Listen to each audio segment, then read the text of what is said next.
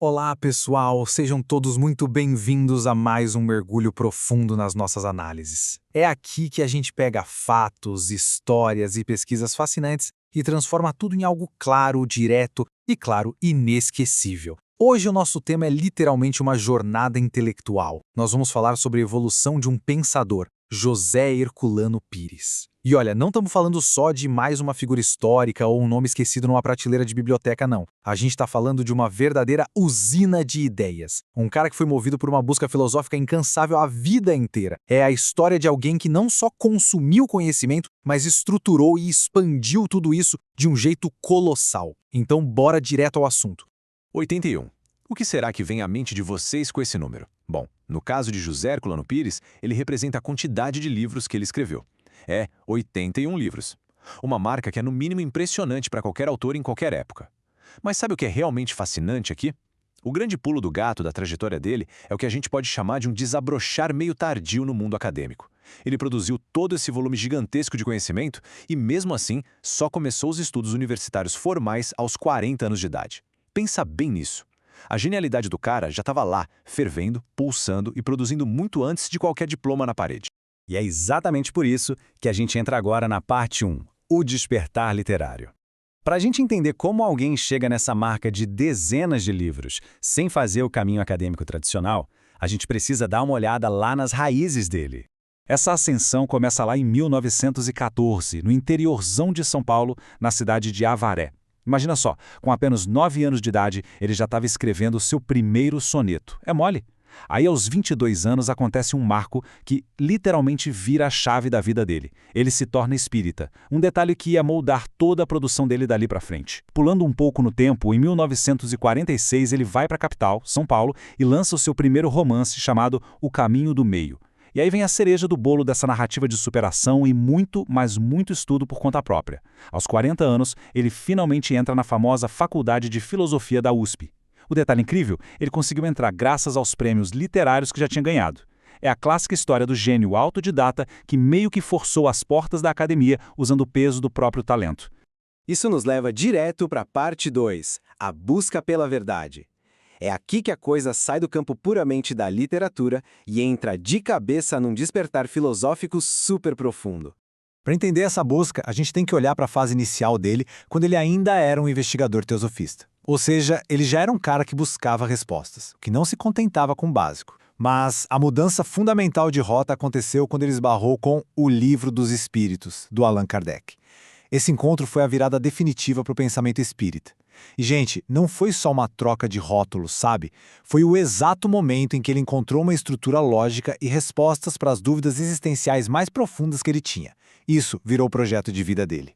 E a grande preocupação que serviu de âncora para tudo que ele produziu tem um nome: o problema do ser. Basicamente, é a busca filosófica para entender não só a nossa existência humana aqui na matéria, mas qual é o nosso propósito e o nosso crescimento espiritual contínuo. O Herculano pegava toda aquela bagagem cultural absurda que ele tinha e usava para argumentar, para debater e para mostrar a robustez do pensamento espírita em relação a outras correntes da época. Tudo isso porque, para ele, essa filosofia era a que melhor respondia a esse problema do ser.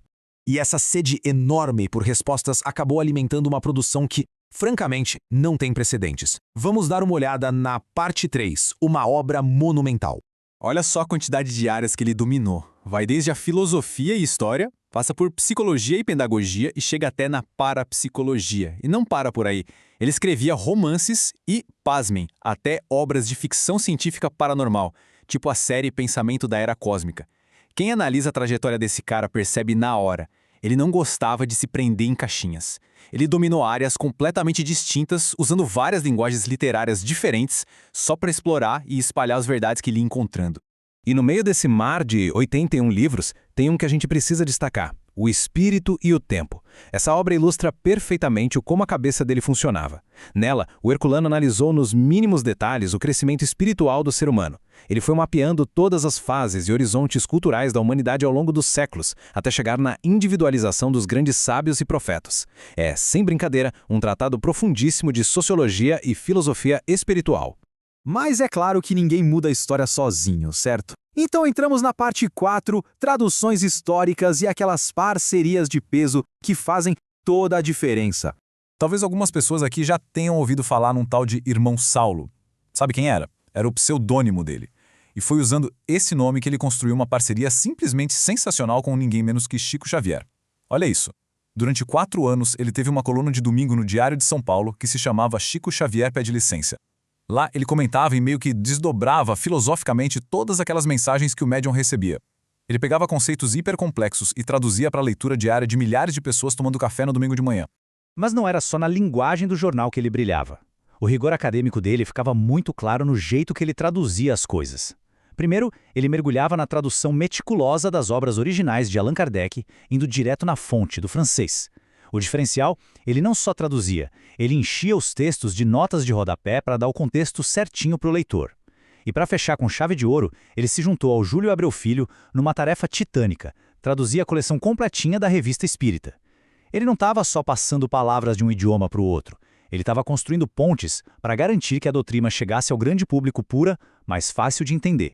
Toda essa vontade de educar acabou levando ele para o topo de várias instituições de pesquisa. Um ótimo exemplo é o Instituto Paulista de Parapsicologia. Lá, ele não era só um membro, não. Ele virou professor e presidente do negócio. A atuação dele lá é a prova viva da capacidade que ele tinha de misturar um rigor super acadêmico com a habilidade de ensinar e mastigar o assunto para o público leigo, especialmente numa área cheia de misticismo e confusão, como era a parapsicologia na época.